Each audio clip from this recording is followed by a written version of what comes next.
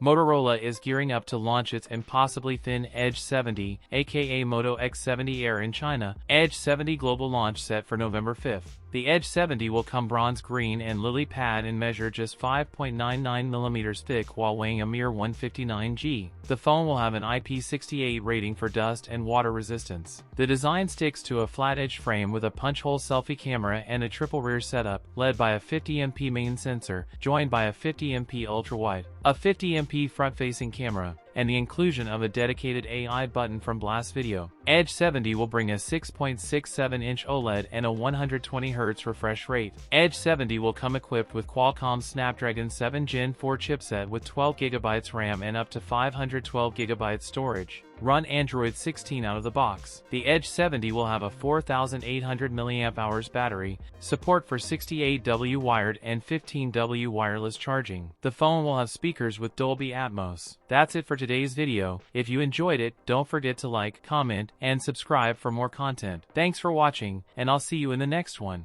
The 4,800 mAh silicon carbon battery with 68W wired charging support. A rumored price of around €700.